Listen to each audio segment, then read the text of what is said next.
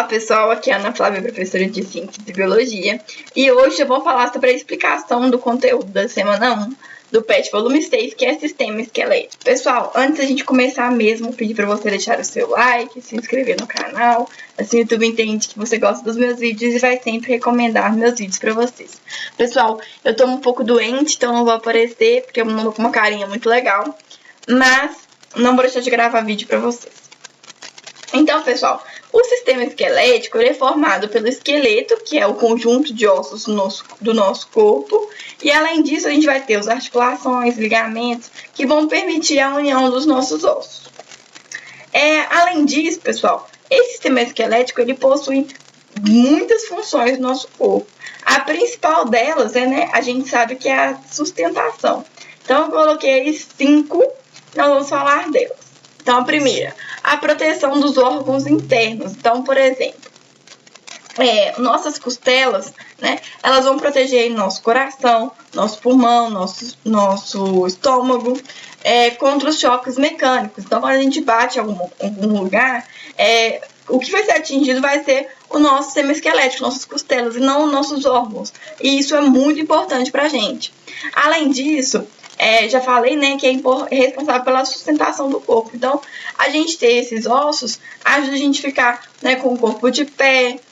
Além disso, realizar a movimentação do nosso corpo.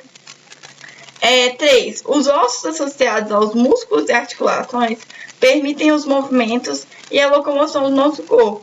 Então, esse conjunto de sistemas, sistema muscular, sistema esquelético, junto com a articulação, vai permitir que a gente consiga se movimentar e locomover. Determinados ossos possuem medula óssea e são responsáveis pela produção das células sanguíneas. Então, nossos ossos também podem produzir aí o nosso sangue. Além disso, ele vai ser uma reserva de sais minerais, principalmente de cálcio e do fósforo. O esqueleto humano é chamado de endoesqueleto porque ele fica dentro do nosso corpo. Os seres que possuem o esqueleto fora do corpo recebem o nome de exoesqueleto, tá? Então, quem tem exoesqueleto por exemplo, aí os artrópodes. E nós que temos o esqueleto dentro do corpo, nós temos o que a gente chama de endoesqueleto, porque está dentro. Além disso, os adultos, a gente tem cerca de 200 ossos. Então, uma criança, ela possui mais ossos do que um adulto. Como que acontece isso? Durante o estágio de desenvolvimento, quando a criança está deixando de ser um bebê e vai se tornar uma criança, depois um adulto, nesse processo de desenvolvimento, alguns ossos eles vão se unir. Então, nas crianças a gente vai ter mais, nos adultos a gente vai ter menos. Além disso, pessoal, no desenvolvimento, a gente tem algumas partes do nosso corpo que são primeiro em cartilagem e depois em ossos. Então, prestem atenção.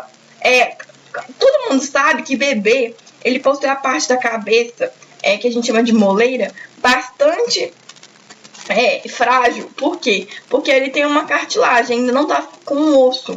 Então, como acontece isso? A região da moleira da criança, ela passa por um tempo em forma de cartilagem, e a partir do momento que ela vai se desenvolvendo, aquela cartilagem vai ser substituída por ossos. O mesmo acontece com a nossa coluna vertebral.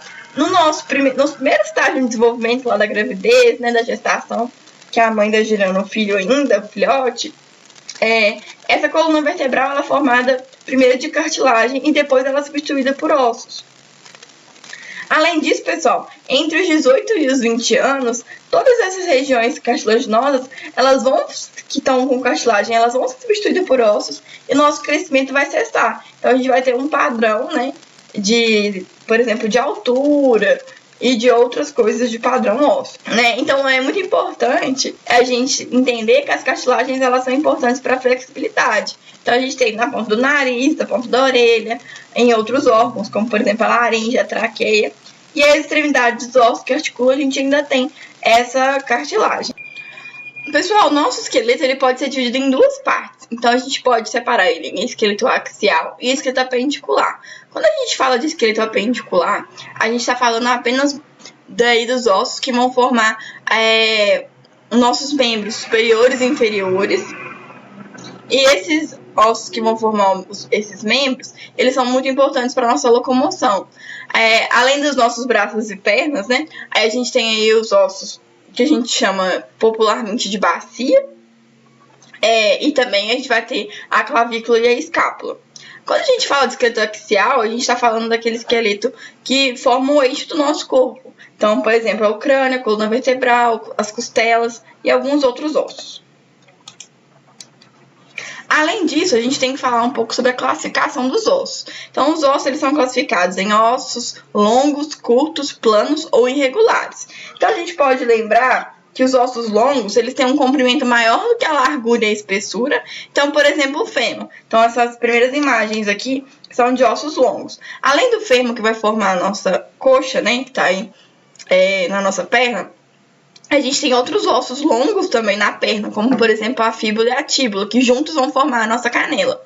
Além disso, pessoal, a gente tem os ossos do braço. Então, por exemplo, o húmero e a una, eles vão formar aí o nosso braço, também são ossos longos. Ossos curtos, eles não têm grandes diferenças entre comprimento, a largura e a espessura. Então, por exemplo, as vértebras. Mas, além disso, a gente vai ter os ossos curtos representados pelos ossos da mão e dos pés. Nossos ossos planos, eles têm larguras e comprimentos variáveis e de pequena espessura. Então, por exemplo, o osso que forma a nossa testa, que a gente chama de osso parietal do crânio. Além disso, a gente tem alguns ossos que são planos. Então, por exemplo, os ossos da nossa escápula, que apareceu aí na imagem para vocês como exemplo de planos. E além disso, a gente tem os nossos ossos que são irregulares, que eles não têm uma forma definida e são bastante irregulares mesmo, tanto no tamanho quanto na espessura. Então, o exemplo aí são as nossas vértebras e alguns ossos do nosso crânio, né? Que é, por exemplo, o osso esfenoide. Falando agora de cartilagens, as cartilagens são compostas de tecidos conjuntivo cartilaginoso. Então, são estruturas bastante flexíveis, encontradas não só nas articulações, como, por exemplo, o joelho, que é uma articulação entre as vértebras. Também a gente vai encontrar na ponta da nossa orelha e na ponta do nariz. Então, essas são regiões formadas de cartilagem. Além disso, o tecido cartilaginoso ele não é irrigado por vasos sanguíneos. Então, quando a gente tem esse tecido cartilaginoso, a gente não vai ter sangue. E durante o processo de desenvolvimento, a gente vai ter a cartilagem sendo substituída gradativamente ao longo dos anos por tecido ósseo.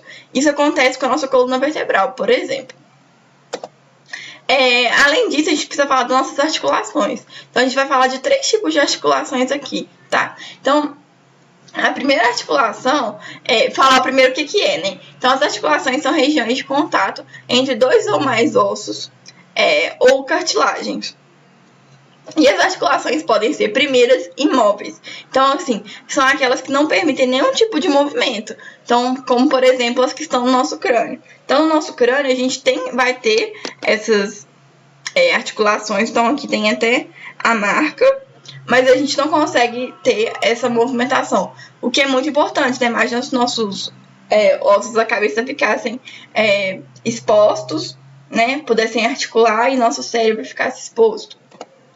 Além disso, a gente tem as articulações chamadas de semi-imóveis. Então, são aquelas que permitem os movimentos de uma maneira limitada. Ou seja, a movimentação das vértebras que compõem a coluna. Elas podem movimentar, mas de uma maneira bem limitada, né?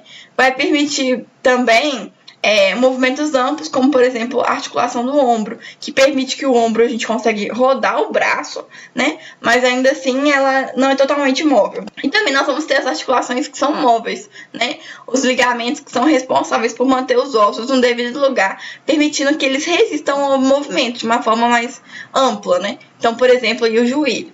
Pessoal, se você ficou com uma dúvida, deixa aqui nos comentários que eu respondo você. Espero ter te ajudado aí do outro lado e até semana que vem. Tchau, tchau!